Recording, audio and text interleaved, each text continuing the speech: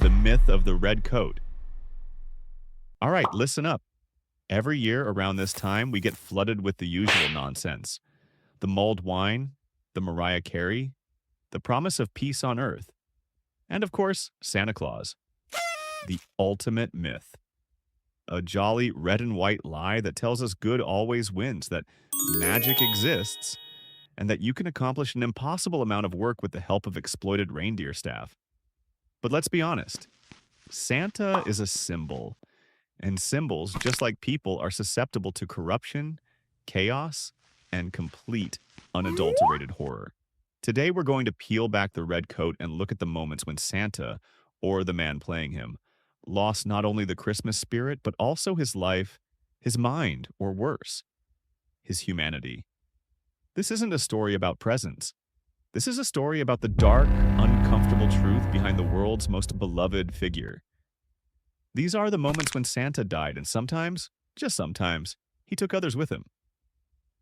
Let's start with a simple yet gruesome lesson.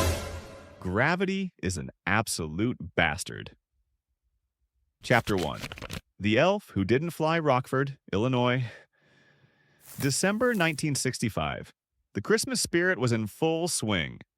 A local shopping center had come up with a brilliant, absolutely safe promotion.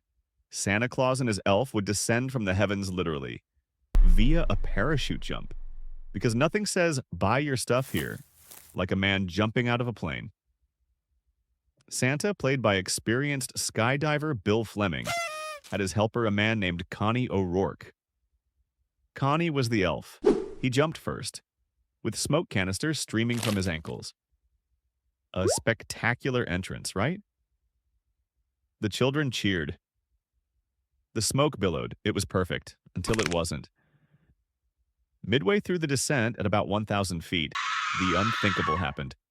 Connie's parachute became entangled. Not in a tree, not in a bird.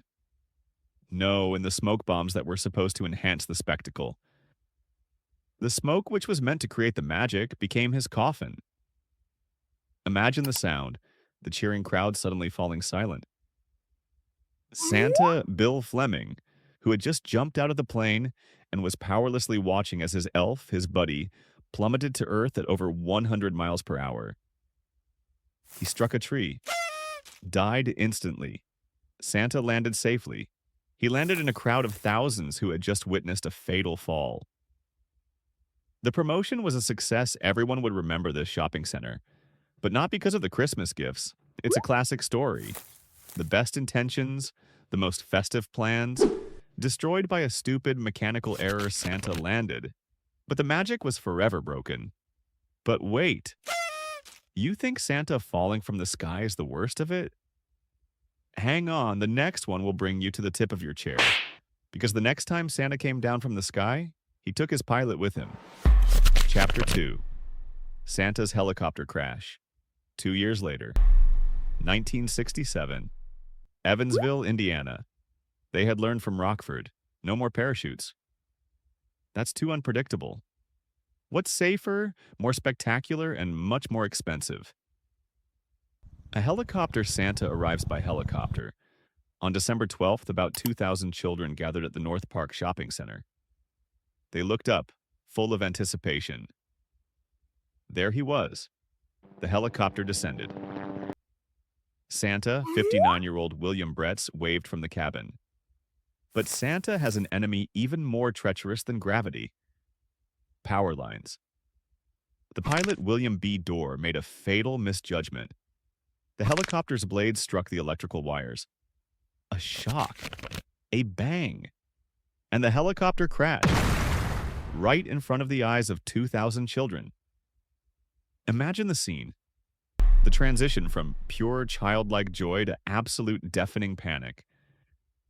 The screams that replaced the carols, the families who were left with the memory of the day. Santa literally exploded before their eyes. Both men, Santa and the pilot, died instantly. It was a disaster. A festive entrance turned into a gruesome lesson in aviation safety. And the moral of the story? If you want Santa to land, make sure you turn off the power. Or, just use a sleigh. So Santa isn't safe in the air, but is he safe on the ground? You'll never believe this happened. The next time Santa and Mrs. Claus drove home, it was the last ride for one of them. Chapter 3. Mrs. Claus's Last Ride. Iowa, 2016. This is a story so sad, so mundane, that it's almost the most unsettling. No spectacular fall, no explosion. Just the quiet, cold hand of fate. Jack and Joyce Daniels. For years, they were the Santa and Mrs. Claus of their community. They were perfect. They had just visited 148 children. They embodied the Christmas spirit. That evening, after their last appearance, they drove home. Still in their costumes. The red coat, the white fur trim, the laugh. They were driving on the icy roads near Des Moines, and then it happened. A slip. A moment of lost control. The pickup truck slid off the road and flipped into a ditch. Santa, Jack, was severely injured, but Mrs. Claus, Joyce, did not survive. She died in her costume on the way back from spreading joy. It's a bitter, poetic tragedy. Santa survived, but his partner, the embodiment of the warmth and care behind the myth, was taken by a patch of ice on a dark road. Friends later recalled how Joyce loved seeing the wonder in the children's eyes. And now that wonder was replaced by the cold reality of a grieving community. So Santa isn't safe in the air and not safe on the road. But what if the danger doesn't come from outside? What if the danger is inside the suit? The next two stories are the most disturbing. They show that the red coat is the perfect disguise for the devil. You won't believe the darkness that was hiding beneath the beard. Chapter 4. The Santa with the Flamethrower, Covina, California. Christmas Eve, 2008. This is the moment when Santa stops being a symbol of joy and becomes a symbol of pure, unadulterated revenge. It was a family gathering, festive. The doorbell rang, and there he was, Santa Claus. He was welcomed, led inside into the warmth of the house. But this was no jolly visitor. This was Bruce Jeffrey Pardo, the estranged husband of one of the partygoers, and under his red coat, he wasn't carrying presents. He was carrying handguns. And hold on to your hats, a homemade flamethrower. Santa opened fire. He shot 9 of his in-laws, and then, to make sure nothing was left, he used the flamethrower to set the house ablaze in inferno. Santa had brought hell to earth.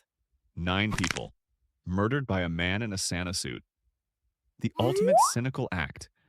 The man who embodied the promise of peace and joy used that disguise to commit one of the most gruesome Christmas tragedies in California's history. Pardo eventually took his own life. But the message was clear. Santa isn't always who you think he is. Sometimes he's just a man with a flamethrower and an unimaginable amount of hatred. But Santa as a murderer is apparently not a one-off incident. Hold your breath, because the next Santa massacre happened on Christmas Day itself. Chapter 5. Santa Under the Christmas Tree. Grapevine, Texas. Christmas Day, 2011. If you thought Christmas Eve was bad, wait until you hear what happened when the presents were being opened. Aziz Yazdanpana. He too was estranged from his wife. He too sought revenge. And he too chose the red coat as his instrument of terror. He arrived at the apartment of his wife and her family. Dressed as Santa, he was let in. They gathered around the Christmas tree. The perfect, idyllic Christmas morning. But Aziz hadn't chosen the Santa disguise to give presents. He chose it to mask his murderous intent. Once inside, he drew a weapon. He shot his wife. He shot their 2 teenage children, and he shot 3 other family members, 6 dead, under the Christmas tree by Santa. Neighbors heard the screams. But what did they think? They thought it was laughter, that someone was too happy with a Christmas present. That is the power of the myth. Even in the face of horror, we look for joy. Aziz committed suicide. The red coat, the symbol of unconditional love and giving, became the cover for an unimaginable act of violence. It left a community grappling with the gruesome reality. Sometimes the red coat hides the darkness. Santa's ethical lesson. So there you have it. 5 moments when Santa couldn't live up to the myth. From the simple tragic mistake of a skydiver to the calculated sinister revenge of a murderer. What's the lesson here? That you should never trust a man in a red suit? Maybe. But the real lesson is more cynical and much deeper. Santa is the embodiment of our collective naivety. We want so badly to believe in the magic, in the good, that we ignore the red flags. We ignore gravity, the power lines, the icy roads, and above all, the darkness in the human heart. Santa is a symbol of hope, but these stories remind us that hope, just like a parachute, sometimes gets tangled, and that the most gruesome things often happen under the most cheerful disguises. So, the next time you see a Santa, feel free to smile. But remember, always look closely under the beard. You never know what you might find.